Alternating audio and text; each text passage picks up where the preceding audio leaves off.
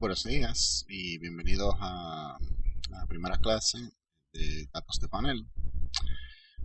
Hoy vamos a estar viendo ya, luego de que ustedes han visto su clase de econometría 1 y 2, hoy estaremos viendo el primer tópico, donde estaremos hablando de un tipo de base de datos, de estructura de datos, eh, digamos, especial, ¿verdad? Que son los datos de panel. Y los datos de panel son básicamente son bases de datos que incluyen, ¿verdad?, una combinación de un componente transversal y un componente temporal.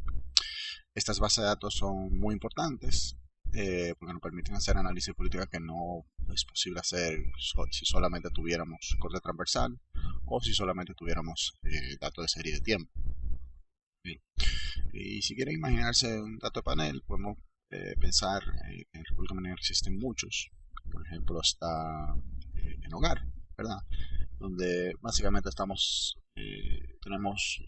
una serie de familias, una muestra de familias, donde se le hace una serie de preguntas y estas muestras de familias se vuelven a hacer las mismas o similares preguntas en periodos diferentes, en años diferentes.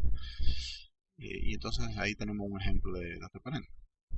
Ahora, el dato de panel, su propósito principal es tratar de capturar heterogeneidad temporal y no observable, ¿verdad? Lo cual nos va a permitir entonces eh, buscar una solución a lo que van a ser variables omitidas, que quizás no podamos solucionar cuando solo tengamos un corte transversal o solo tengamos serie de tiempo. Y por tanto traigan eh, sesgo e inconsistencia a los mínimos cuadrados ordinarios. Además de esto, vamos a ver que los datos de panel nos permiten hacer otro tipo de análisis, que es uno de ver cómo evoluciona la distribución de un corte transversal a través del tiempo, ¿verdad?, de alguna población. Eh, y básicamente vamos a ver que existen dos tipos de base de datos de panel. La primera va a ser la de corte transversal independiente en el tiempo. Y la segunda, que es la más interesante y yo diría que la más importante, van a ser la de datos longitudinales. Entonces vamos a comenzar con el primer tipo de base de datos de panel, que va a ser la de corte transversal independiente en el tiempo. Y estos no son más que una serie de muestras aleatorias tomadas de una misma población en diferentes puntos del tiempo, ¿verdad? De nuevo, cojamos a República Dominicana como ejemplo y digamos que yo estoy buscando ver cómo evoluciona el tamaño promedio de los dominicanos, la distribución. Y lo que hago es que hoy hago una muestra aleatoria de 1.000 personas, 1.000 dominicanos, alrededor de todo el país, ¿ok? Y mido su tamaño. Y el próximo año agarro y tomo otra muestra aleatoria, totalmente independiente, ¿verdad? Donde puede que o puede que no hayan personas que estuvieron en la muestra anterior, ¿verdad? No es que yo busco que estén en esa muestra de nuevo, sino que por pura aleatoriedad aparecen de nuevo, ¿ok? También de 1.000 personas, digamos, ¿ok? Y yo tomo su tamaño. Entonces ahí podemos ver cómo va evolucionando. Si yo fuera a hacer eso año tras año o década tras década, yo puedo ver cómo va evolucionando la estatura de los dominicanos en el tiempo.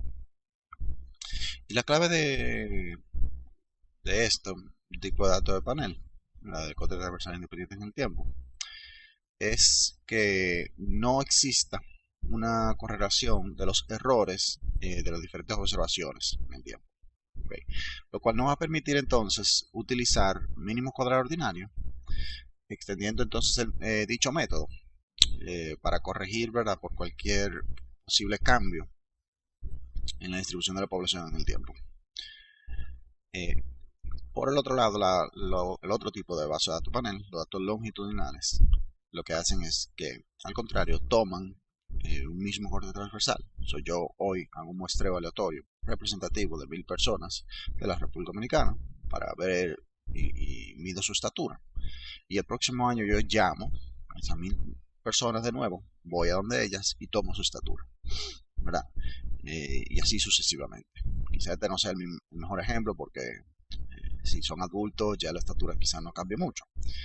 Pero la idea es esa, yo poder darle seguimiento a la misma muestra que yo tomé en el primer periodo. Esa misma muestra yo la busco a través del tiempo y hago la medición a través del tiempo. ¿Okay? Entonces, en ese caso, claramente va a haber una relación, ¿verdad? Ya la distribución no va a ser independiente en el tiempo, porque mira, si yo tomo las mismas medidas a las mismas personas, ¿okay? Claramente existe una relación entre la medida que yo tome mañana de esa persona a la medida que yo tomé hoy. Y en ese caso ya vamos a ver que el método de mínimo cuadrado ordinario no va a poder ser utilizado sin primero hacer una transformación del modelo de regresión. Y esas transformaciones, vamos a ver que existen diferentes transformaciones. Las transformaciones tienen nombres, ¿okay? Y lo vamos a ver más adelante. Pero vamos a comenzar hablando un poquito más en detalle de los cortes transversales independientes en el tiempo. Los cortes transversales independientes en el tiempo pueden ser combinados y utilizados como una sola muestra, que es una gran ventaja, dado que cada muestra es independiente una de la otra. Uno puede, en cierta manera, combinar todas esas muestras y obtener una super muestra, digamos. ¿Okay? Donde si yo tomo una muestra de 1000 personas por 5 años, cada año de esos 5 años, entonces yo puedo combinar todas esas muestras y obtener una muestra, una super muestra, llamémoslo, de 5000 personas. ¿Okay? Lo cual me permite entonces a mí fácilmente aumentar el tamaño de mi muestra. Y sabemos que esto, si tenemos un estimador consistente, ¿verdad? Va a permitir entonces que ganemos, ¿verdad? Primero todo que el estimador, el estimado tenga un intervalo de confianza más pequeño. Bueno, y segundo de todo, me va a permitir que si aún tengo algún problema de sesgo, ese problema de sesgo vaya desapareciendo mientras más mayor es el tamaño de la muestra. Además de esto, los cortes transversales independientes en el tiempo permiten obtener diferentes estimados en el tiempo, ¿verdad? Ahora, si yo agarro esa misma muestra de 5 años, ¿okay? Y yo a cada una de esas muestras, a cada una de esas 5 muestras, la utilizo para correr una regresión, la misma regresión, pero corro una regresión, yo entonces puedo ver cómo los estimados de esa regresión van cambiando en el tiempo. ¿Okay? Entonces eso me permite a mí ver cómo va evolucionando una relación entre dos variables en el periodo, en esos periodos de 5 años, por ejemplo. Entonces, para lograr, esa es una manera. La otra manera es que podemos introducir variables dummy, ¿okay? Y de hecho es la mejor manera, digamos, donde yo introduzco una variable dummy en mi regresión, ¿okay? De tiempo, y ya puedo puedo ir viendo cómo la relación va evolucionando. Y vamos a ver un ejemplo donde vamos a estar utilizando la biblioteca de Woolrich, del libro Woolrich. Específicamente vamos a ver la base de datos Virtual One. Okay. Y yo siempre recomiendo, ¿verdad?, que lo primero que hagamos cuando hacemos un análisis de base de datos es tratar de entender el contenido de la base de datos completa. Hay muchas maneras de hacer esto, ¿verdad? Una manera puede ser comenzando de ver cuáles son las variables que están incluidas en la base de datos. Okay. Woolrich muy amablemente tiene un diccionario de base de datos en internet. Okay. Si podemos buscar lo que significan cada una de estas variables aquí debajo. Okay. Pero básicamente lo que vamos a ver es que esta es una base de datos que puede ser utilizada para ver los retornos de la educación y cómo evolucionan en el tiempo. Okay. Entonces, si por ejemplo yo lo que quiero hacer, no retorno a la educación, es cómo la educación impacta la cantidad de niños que tiene una persona. ¿Okay? Entonces, lo que podemos hacer, por ejemplo, okay, solo un ejemplo, es correr una regresión, donde yo estoy viendo como mi variable dependiente, la cantidad de niños que tiene una persona. Y yo eso lo voy a relacionar contra la educación, que es mi variable de interés, ¿verdad? Esa es la variable que yo quiero ver. Y una serie de variables control, ¿okay? De edad y edad al cuadrado, ¿verdad? Como pensar que mientras mayor es la persona, menor va a ser la cantidad de niños que va a tener después de un punto, ¿verdad? Especialmente porque, digamos, las mujeres tienden a perder la fertilidad después de un periodo, ¿verdad? Y ¿verdad? Vamos a también incluir una variable de si una persona es afroamericana, bueno, en el caso de esta base de datos afroamericana, estamos hablando de una base de datos de Estados Unidos. Cualquier variable geográfica, ¿verdad? Que si la persona era de la costa este, del norcentro de Estados Unidos o del oeste.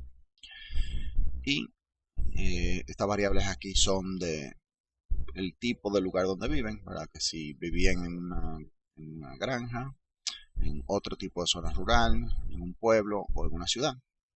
Y por último, vamos a incluir variables dummies de años, ¿verdad? Donde si Y74 es igual a 1, entonces estamos hablando de que la observación ocurrió en el año 1974. Si es 0, ¿verdad? No ocurrió en 1974 y así sucesivamente. Claramente, solo una de ellas puede ser 1 para cada observación. ¿Okay? Por último, le indico a mi función de regresión que esos datos, esas variables se encuentran en la base de datos First-to-One.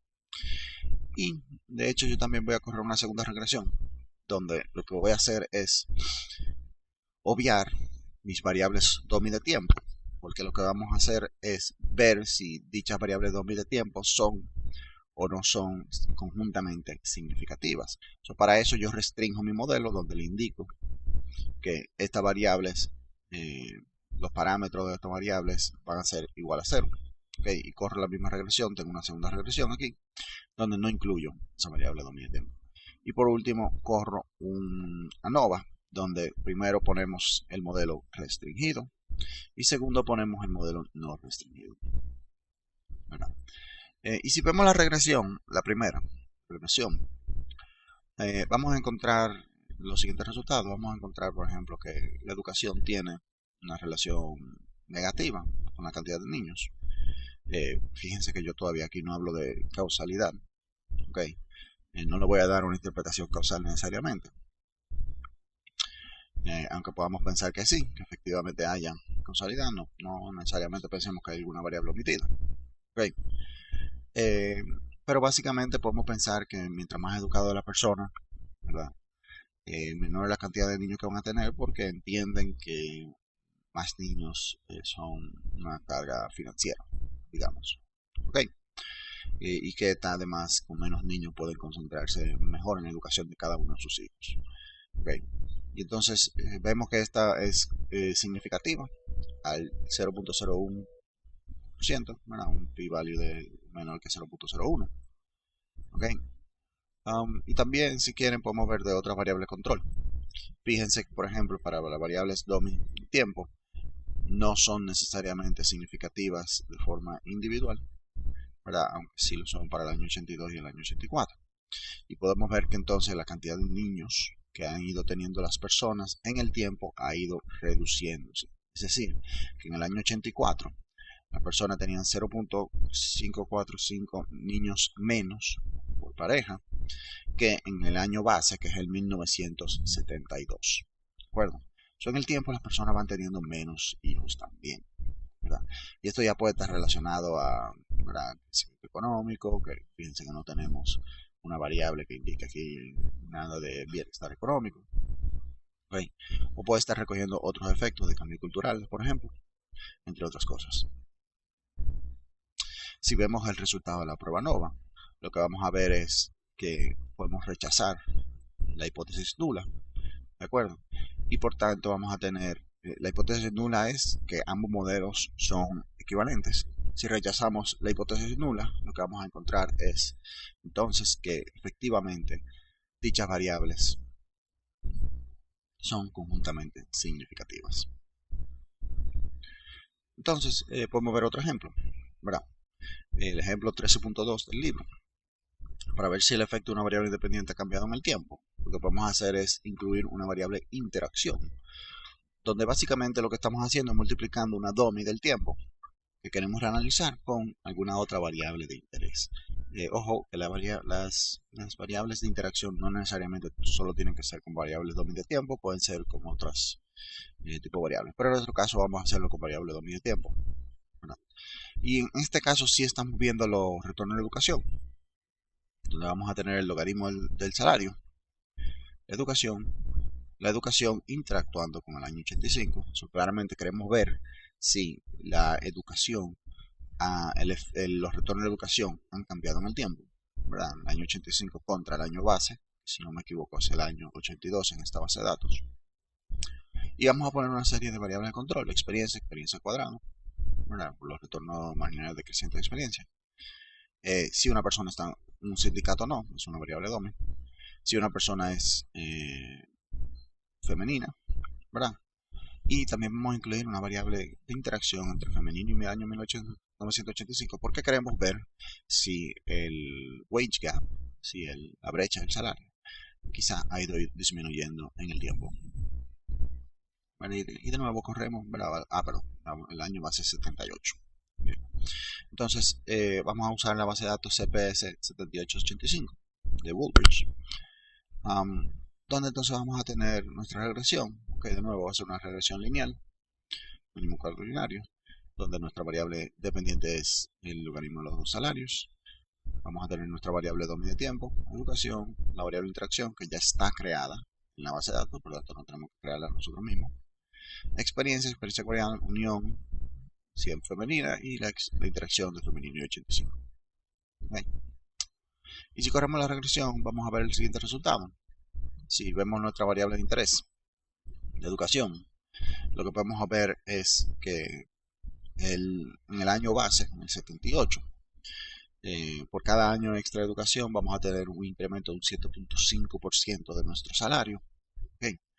Y ya en el año interacción, en el año de comparación, en el 1985, ¿verdad?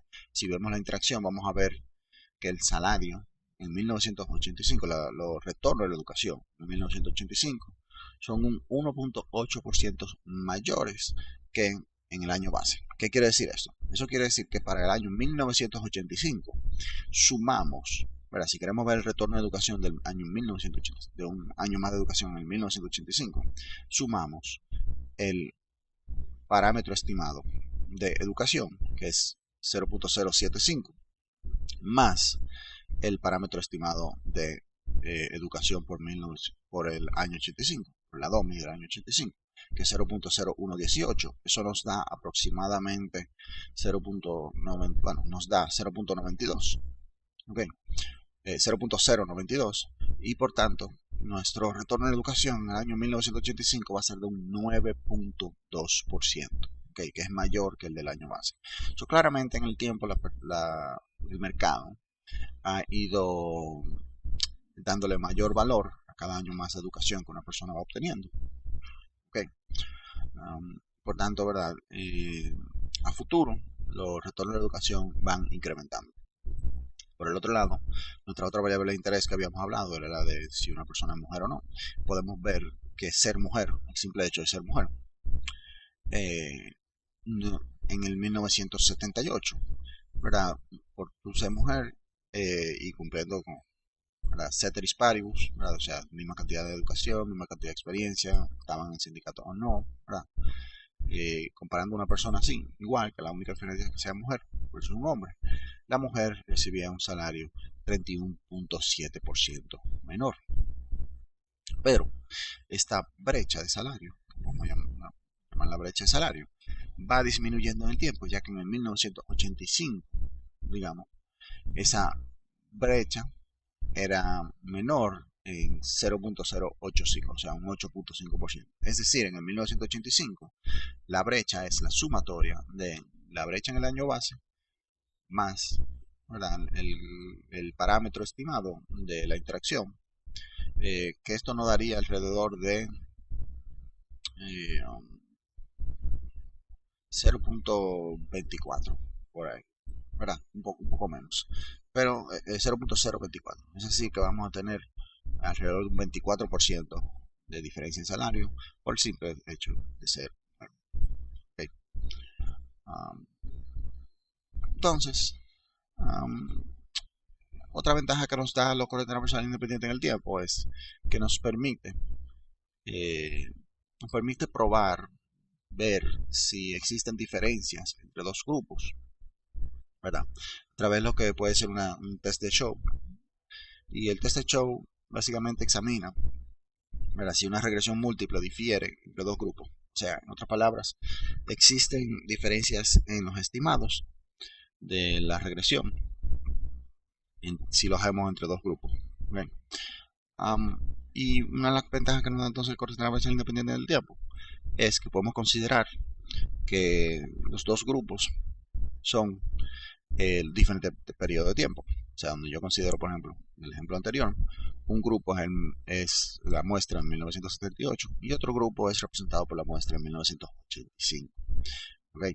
Entonces yo puedo comparar a través del show test, yo puedo comparar si hay diferencias en la distribución, hay diferencias en los estimados en dos periodos de tiempo. Entonces recordemos, que un test de show va a ser un test F que va a tener bajo una regresión con K variables independientes y un intercepto, ¿verdad? Y si ponemos dos grupos, entonces el test de show va a ser una prueba F con 2 por K más 1 restricciones, ¿okay? El cual va a estar dado entonces por el estadístico F, en este caso va a estar dado por la suma de residuos cuadrados de la muestra completa, ¿okay?, menos la sumatoria, la suma de residuos cuadrados de la regresión bajo el primer grupo solamente, ¿verdad? O sea, utilizando solamente la muestra del primer grupo, más la sumatoria de los residuos cuadrados de la regresión utilizando solo el segundo grupo, dividido por esa misma sumatoria por, ¿okay?, n menos las cantidades de restricciones sobre K más 1. ¿Verdad? Y entonces ya dado que esto es un estadístico F, entonces podemos ir a nuestra tablita, ¿verdad? Si éramos de esa época, podemos ir a nuestra tablita donde tenemos los estadísticos F, ¿okay?, y entonces decidir si rechazamos o aceptamos la hipótesis nula, o de lo contrario podemos hacer el test show en un programa estadístico, en un paquete estadístico, en el cual nos va a decir si rechazamos o aceptamos la hipótesis nula sin necesidad de ir a una tableta. Entonces otra manera de hacer el test show, bueno, en vez de hacer el dicho test, podemos hacer una regresión donde incluyamos una variable de interacción por cada una de nuestras variables independientes que tenemos y hacemos un test de significancia conjunta de las variables dummy y de todas las variables interacción. ¿Okay? Y por tanto, de esta manera, ¿verdad?, nos permite hacerlo de forma más sencilla, porque nos permite hacer solamente una regresión en vez de tener que hacer 3 regresiones diferentes. Ahora, claramente, si son demasiadas variables independientes y demasiadas interacciones, ¿verdad?, eso va a hacer que se multiplique rápidamente la cantidad de variables que utilizamos en una regresión. Entonces hay que tener cuidado con eso, ya que si tenemos demasiadas variables para la cantidad de tamaño de la muestra que tengamos, eso puede traernos problemas. Okay. Ahora, esto se puede extender fácilmente. La ventaja de esta versión es que podemos extenderlo fácilmente para múltiples periodos, mientras que aquí estamos restringidos a solo 2 periodos. Vamos a ver otro ejemplo, el ejemplo 13.3. Y ahora específicamente vamos a hablar de un estimador nuevo, que va a ser el estimador de diferencias de diferencias, el cual va a ser, vamos a ver que va a ser un estimador muy interesante, ya que nos permite hacer evaluaciones de impacto. Entonces, aquí específicamente estamos siguiendo un paper que es el de Kill-McLean de 1995. Y en esa época ellos estaban interesados en estimar el efecto que tuvo el anuncio de un incinerador de basuras en el valor de casas de la zona de North Andover en Massachusetts. Okay. Ojo, es el impacto que tiene un anuncio de un incinerador. O sea, solamente el hecho de que estamos anunciando que se va a construir un incinerador, ¿verdad? Queremos ver qué impacto tiene eso, qué impacto tiene la información, ¿verdad?, sobre los valores de las casas de ese poblado. Para eso, Kill-McLean tienen datos de los precios de las casas de dicha zona en el 1978, ¿verdad?, que es antes del anuncio, y en el 1981, que es después del anuncio. Okay. Y para lograr esto, ellos entonces utilizan una variable dummy que indica si un hogar estaba cerca del lugar donde se iba a construir el incinerador. Y esa variable dummy, imagínense que es un punto en el centro donde es el lugar donde va a construirse el incinerador, y vamos a construir un radio arbitrario, ¿de acuerdo? Eh, alrededor de dicho punto, donde ese punto es el centro del círculo, ¿ok? Y vamos entonces a comparar, ¿verdad? Y vamos a tener una variable dummy que indica si un hogar está dentro o fuera de dicho círculo, ¿ok? Entonces vamos a analizar cómo se vería dicha regresión, donde utilizamos solamente el corte transversal del 1981, o sea, solo utilizando datos de los precios de los hogares después del anuncio. Entonces, lo que vamos a ver es que, digamos que tenemos la siguiente regresión, ¿verdad? El precio de los hogares, ¿verdad? Va a depender, esto va a ser una variable intercepto, gamma 0, y va a depender de solamente una cosa. Okay, vamos por ahora, ¿verdad? Claramente la regresión tiene variable control, pero nos vamos a solo incluir una sola para poder analizar esto, la cual va a ser esa variable dummy que indica si estamos dentro del círculo, o sea, estamos cerca del punto de construcción del incinerador o fuera. Ahora, ¿qué nos indica entonces el parámetro gamma 1? ¿Ok? Y aquí hay que tener cuidado con la interpretación. Y básicamente lo que vamos a ver es que gamma 1 solamente nos indica que existe una diferencia de precios entre casas dentro del círculo y casas fuera del círculo, ¿okay? En el 1981. Pero eso no quiere decir, ¿verdad?, que esa diferencia es el efecto causado por dicho anuncio, ¿ok? Y vamos a ver por qué. Vamos a hacer esa regresión, vamos a correr esa regresión para el año 1981. Fíjense que estoy entonces filtrando mis datos para que solamente me presente datos donde el año es 1981. Pero de hecho también vamos a correr la misma regresión utilizando los datos en 1978. Okay. Si vemos los resultados para el 1981, vamos a ver que las casas que están dentro del círculo, okay, o sea, que están cerca de dicho incinerador, tienen en promedio un precio de $30,000 menor que las casas que están fuera del círculo. Entonces uno puede ya pensar, wow, el simple hecho de que anunciamos el incinerador causa que las casas caigan en valor por $30,000. Pero esa interpretación sería equivocada. ¿Por qué? ¿Verdad? Porque tenemos que pensar que quizá habían otros factores. Okay. Y de hecho, si vemos la regresión para el año 1978, vamos a ver que desde el inicio, ¿verdad?, desde antes del anuncio, ya esas casas que estaban cerca, okay, tenían precios menores, en promedio de casi $19,000 menos. ¿De acuerdo? Claramente hay otros factores jugando aquí un rol. ¿De acuerdo? Donde esas casas que estaban ya en esa zona específica del círculo eran casas de menor valor. ¿Okay? Y de hecho eso puede explicar por qué van a hacer el incinerador ahí, porque quizás esa tierra en esa zona es más barata. ¿De acuerdo? Ahora, ¿cómo podemos entonces cumplir con el objetivo que tenían Kill y McClay en esa época?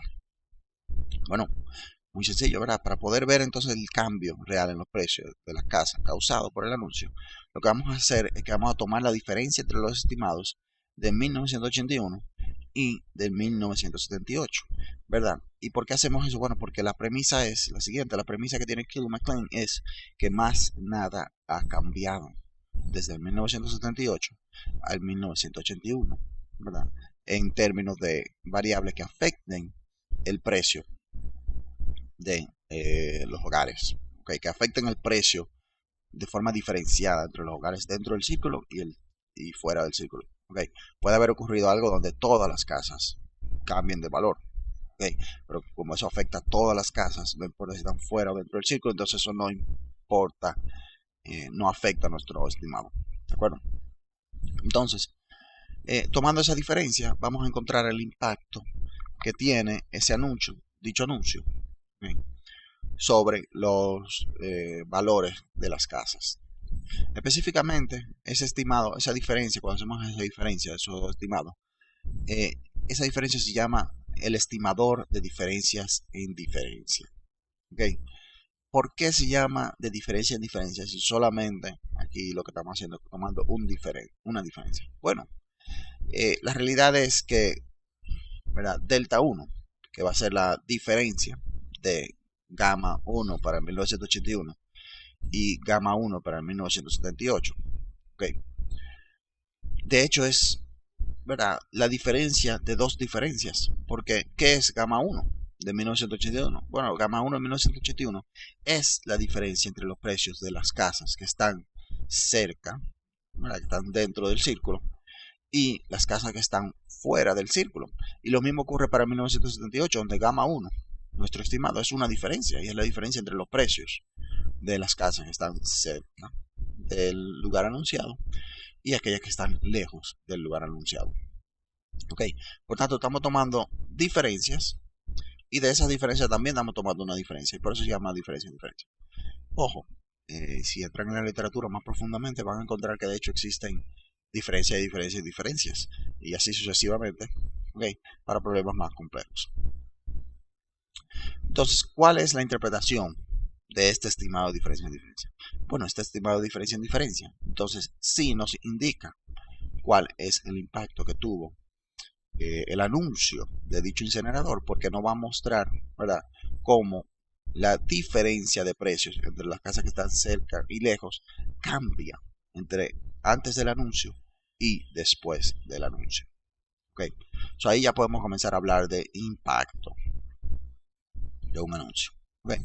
Ahora, en vez de nosotros estar haciendo dos regresiones diferentes y tomando diferencias, lo que podemos hacer es, ¿verdad?, una forma más sencilla de estimar el delta 1 es utilizando variables interacción, donde yo combino ambas muestras, ¿verdad?, y hago una sola regresión, donde voy a poner de mi variable dependiente el precio, los hogares.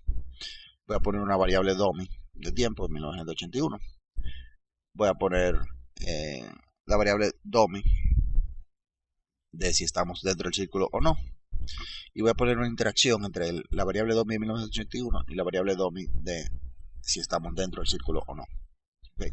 Y entonces este estimado aquí de delta 1 es el que me va a indicar, ¿verdad?, va a ser el llamado estimador de diferencias en diferencias. Okay. Y lo interesante de este método es que este método también me permite a mí obtener la desviación estándar de delta 1 y por tanto poder hacer test de hipótesis de si delta 1 es estadísticamente significativo o no, mientras que el otro método no me lo da directamente. Okay. Y si hacemos la regresión aquí, ¿verdad?, vamos a ver los resultados y vamos a ver que la variable interacción, ¿verdad?, el estimado de la variable interacción es menos 11.863. Okay. En otras palabras, vamos a verlo parte por parte, disculpen. Primero de todo, si vemos el de nuestra variable de interés, que era el de nearing, ¿verdad?, si estamos dentro del círculo o no, vamos a ver que el resultado del estimado es exactamente el mismo que obtuvimos cuando hicimos la regresión solamente para el año 1978. Okay. Porque esto recoge el resultado para el año base de 1978. Okay. Segundo, vamos a ver que en el tiempo los hogares han ido ganando valor de por sí, viendo que en 1981 en promedio los hogares tenían un valor por encima de $18,000 mayor que el año base, que en 1978.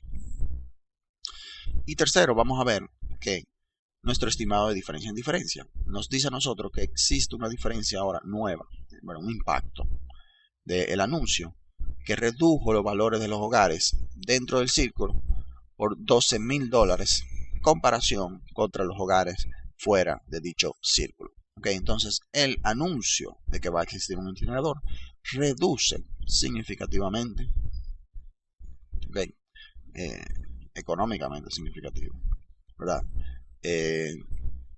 el valor de dichos hogares. Fíjense que no es estadísticamente significativo, pero eso es por falta de variables control aquí en este caso. Okay. Esta regresión no es completa, claramente. No es la que presentan Kill y McLean en su paper. Okay. Ya para eso pueden ir a buscarlo en el artículo. Bien. Pero fíjense entonces que si fuéramos a sumar el near end, ¿verdad? Con el resultado de la interacción. Esto nos va a dar alrededor de 30.000, o sea que nos va a dar exactamente el valor que conseguimos para el resultado de 1981. Por tanto, si yo solo fuera a hacer la regresión para el 1981, lo que vemos es que está recogiendo tanto, ¿verdad?, el efecto que ya existía. No, perdón, no el efecto, bueno, la diferencia que ya existía entre los hogares dentro y fuera del círculo en el 1978, más el efecto del anuncio. ¿Ok? Por eso es que hay que tener cuidado de cómo hacemos estas regresiones. Entonces, ahora muchas veces, o bueno, lo que acabamos de ver de Killian-McLean es lo que se llama un experimento natural. ¿Ok?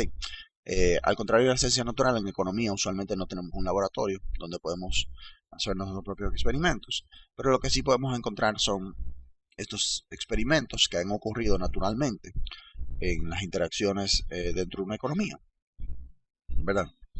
Y esos datos entonces podemos usarlos como si fueran datos de un experimento, porque claramente dichos cambios de política, ¿verdad? Por ejemplo, el anuncio de la construcción de un incinerador crea los 4 grupos que necesitamos. Ahora, ¿cuáles son esos 4 grupos? Bueno, esos 4 grupos son los hogares dentro o cerca del incinerador antes del anuncio, los hogares fuera del incinerador antes del anuncio, los hogares dentro del círculo, perdón, después del anuncio, y los hogares fuera del círculo después del anuncio.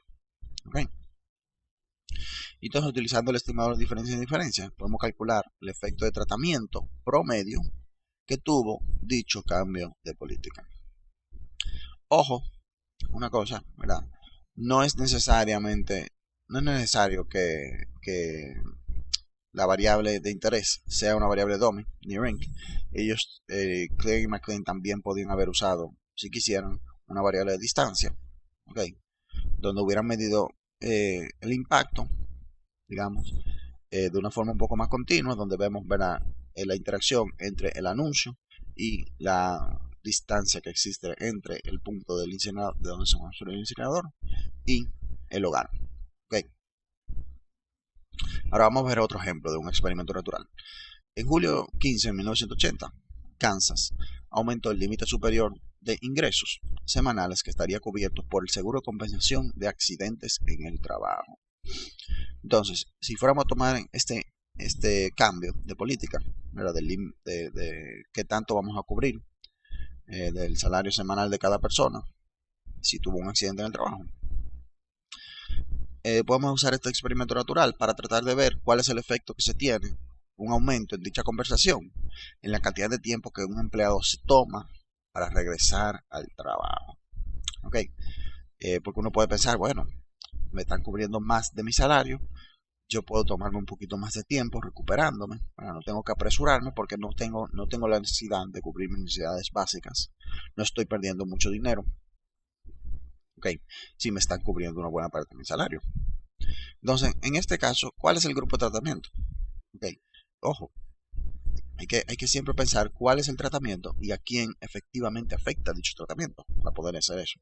Entonces, ¿cuál es el grupo de tratamiento? Uno pensaría que el grupo de tratamiento son aquellas personas que caen bajo el límite nuevo, pero ahí estaríamos equivocados porque ya habían personas que estaban por debajo del límite anterior y por tanto sus salarios estaban cubiertos 100%. ¿Ok? Mientras que lo que vamos a ver es que el grupo de tratamiento van a ser aquellas personas que estaban por encima de dicho límite, ¿verdad? Porque son las personas entonces que efectivamente, que estaban por encima del límite anterior, ¿okay? Porque son las personas que van a ver una diferencia en los salarios que reciben de compensación por cualquier accidente. ¿Okay? Mientras que el grupo control van a ser las personas que ya estaban siendo cubiertas 100% antes de dicho cambio de política. Entonces, utilizando la base de datos de Woolrich Injury, ¿verdad? Vamos a ver que en dicha base de datos, la variable dependiente que vamos a usar es el logaritmo de la duración que uno dura para recuperarse, o por lo menos para regresar al empleo, no necesariamente recuperándose. Y vamos a tener dos variables domain en nuestro caso. En el primer caso, nuestra primera variable dummy va a ser una variable dummy de tiempo que indique si estamos antes o después del anuncio, ¿verdad? Aquí lo que dice es after change. Básicamente esta variable va a ser 1 si estamos en un periodo después del cambio de política, y va a ser 0 de lo contrario. Segundo de todo, vamos a tener otra variable dummy, la cual indica si una persona es un high earner, o sea, si es una persona que gana salarios altos, específicamente si gana salarios altos en comparación con el límite anterior. ¿Okay? Si una persona ganaba por encima del límite anterior, esta variable va a ser 1, de lo contrario va a ser 0. Y nuestra tercera variable aquí va a ser la variable interacción entre la variable de cambio y la variable de si somos un high earner o no. Y lo que podemos ver entonces es que si vemos nuestra variable interacción, vamos a ver que de hecho después del cambio, ¿okay?, las personas se tomaban un 18% de tiempo, un 18.8% de tiempo extra para recuperarse. ¿Okay? ¿Y por qué es eso? Bueno, porque de nuevo, ¿verdad? Si ahora, para cuando yo tengo un accidente en el trabajo, ¿verdad?, me dicen a mí que me van a cubrir 80% de mi salario, ¿verdad?, en vez de un 50% de mi salario, ¿verdad?, el costo de oportunidad de yo regresar al empleo es menor, ¿de acuerdo? Y por lo tanto yo puedo quizás entonces tratar de cuidarme más o tomar unas vacacioncitas sin necesariamente anunciar que me recuperaron, ya que no estoy perdiendo tanto dinero, ¿okay? Y no tengo la necesidad entonces de cubrir necesidades básicas a ese nivel. Ahora, vamos a entrar ahora en datos de panel. Cuando me refiero a datos de panel, me refiero a datos longitudinales. Específicamente, vamos a comenzar con un ejemplo sencillo de 2 periodos, ¿verdad?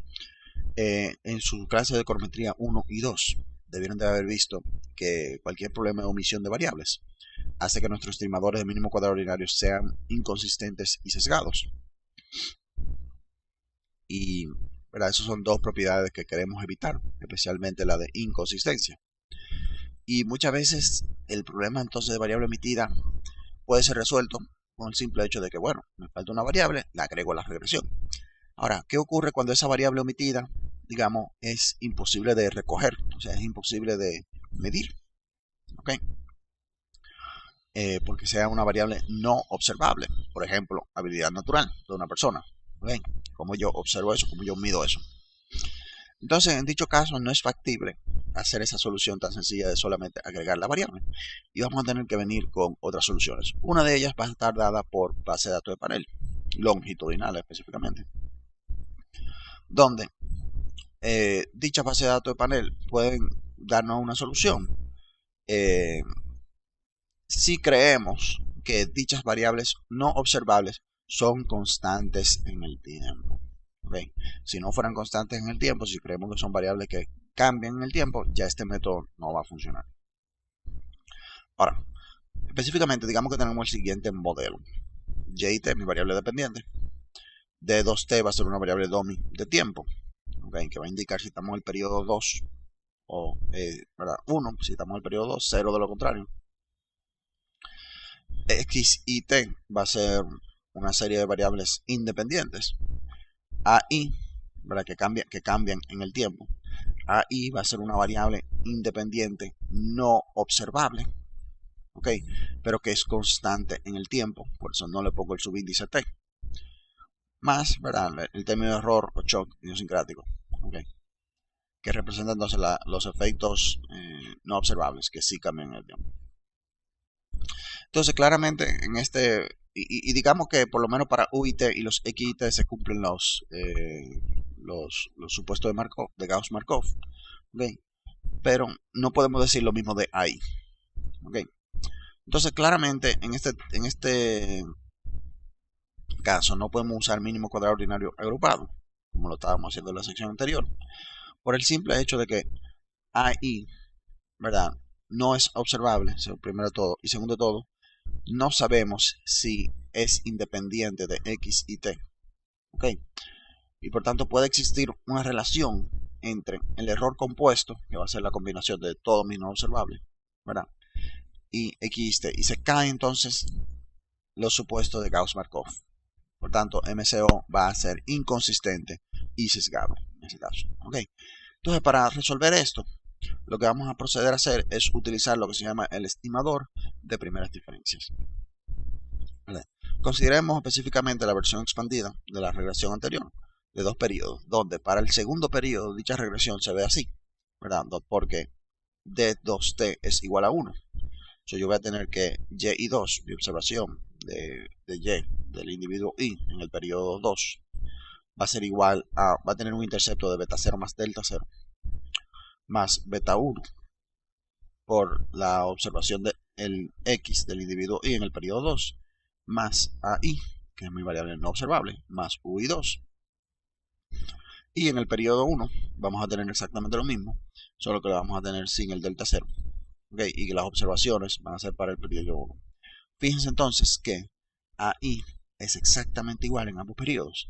Y lo que podemos hacer es tomar una diferencia de estas dos ecuaciones, ¿verdad? Si tomo la diferencia de dichas dos ecuaciones, obtenemos entonces una ecuación que va a ser igual a el cambio de Y es igual a delta 0 más beta 1 por el cambio en XI más el cambio de UI. Y se elimina el AI. ¿Okay? Y por tanto hemos eliminado esa variable no observable que puede tener una relación con los XI. Y yo puedo agarrar entonces esta nueva ecuación y hacer una regresión de mínimos cuadrados ordinarios, ¿ok? Con esta regresión. Y cuando yo hago eso, entonces lo que estoy obteniendo es como resultado el estimador de primeras diferencias. Podemos ver claramente por qué se llama primeras diferencias, ¿ok? Entonces, claro que para que dicho estimador sea sea consistente y no sesgado, ok, vamos a tener que hacer que dicho estimador cumpla con ciertos supuestos. Primero de todo, la muestra de la población transversal tiene que ser aleatoria. Okay. Segundo de todo, debe de existir variación idiosincrática en el tiempo de las variables independientes X y T para algunas o todas las observaciones. Okay. Eso quiere decir que las variables independientes tienen que variar suficiente en el tiempo. Okay. Si son muy cerca de constantes o son constantes, cuando tomemos la primera diferencia se van a eliminar o van a tener muy poca variación aquí en el cambio de XY, y por tanto beta 1 va a ser difícil de estimar. Okay. Y además de eso, las variables independientes no pueden tener una relación lineal perfecta, o sea, no puede haber multiplicidad perfecta. Y tercero, debe de haber exogeneidad estricta condicional en las no observables, es decir, que el valor esperado de los errores condicional en mis variables independientes, tanto observable como no observable, tiene que ser igual a 0. Bien. Además de esto, al igual que para el mismo coordinario, si queremos poder asegurar que los errores estándar y las pruebas estadísticas son asintóticamente válidas, entonces en ese caso debemos asumir homocedasticidad de los errores diferenciados y que dichos errores no van a ser serialmente correlacionados. Vamos a necesitar homocedasticidad de la varianza, fíjense que de la varianza del cambio de los errores, ok, esa es la diferencia con mínimo cuadrado ordinario. Entonces dicha varianza tiene que ser constante en el tiempo. Y no correlación serial indica que la covarianza de los cambios en los errores para dos periodos, parejas de periodos diferentes, debe de ser igual a 0. ¿Okay? Y entonces bajo dichos supuestos, bajo esos 5 supuestos, vamos a tener que el estimador de primeras diferencias es BLUM, en inglés, Best Linear Unbiased Estimate, o en español MELI, mejor estimador lineal insesgado. Entonces aquí termina nuestra primera clase de datos de panel. Pasen buenas.